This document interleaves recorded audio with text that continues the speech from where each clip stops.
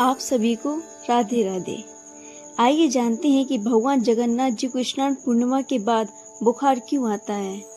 स्नान पूर्णिमा के दिन भगवान जगन्नाथ, बलभद्र और माता सुभद्रा का 108 पवित्र कलशों के शीतल एवं सुगंधित जल से महाअभिषेक किया जाता है।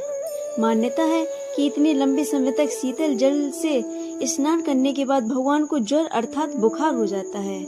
यह भगवान की एक अत्यंत मधुर और मानवीय लीला मानी जाती है, जिससे वे अपने भक्तों की ओर भी निकट प्रतीत होते हैं। लेकिन इसके पीछे एक अत्यंत भावपूर्ण कथा भी प्रचलित है। कहा जाता है कि भगवान जगन्नाथ जी के परम भक्त थे माधव दास जी। वे प्रतिदिन प्रभु के दर्शन करते, प्रेम पूर्वक भोग अर्पित करते, तभी भोजन ग्रहण करते और दिन रात भजन तथा नाम स्मरण में लीन रहते थे।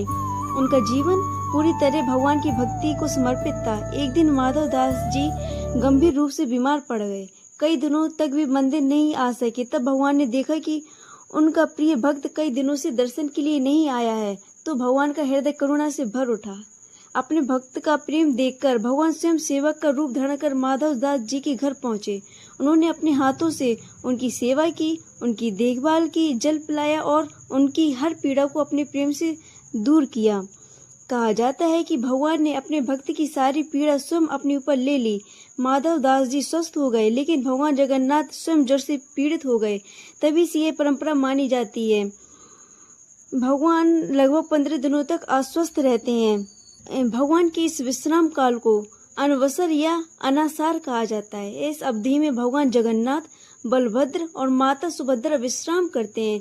उन्हें औषधियों और विशेष उपचार दिए जाते हैं ताकि वे स्वस्थ हो जाएं। 15 दिनों के विश्राम के बाद भगवान पूर्णतः स्वस्थ होकर भक्तों को पुनः दर्शन देते हैं। यह दिव्य मिलन हमें सिखाता है कि भगवान केवल पूजे ही नहीं जाते, वे अपने भक्तों के सुख दुख में सहभागी भी होते हैं। यही भगवान जगन्नाथ जी की सबसे मधुर और करुणामयी लीला है। बोलो श्री जगन्नाथ स्वामी की जय।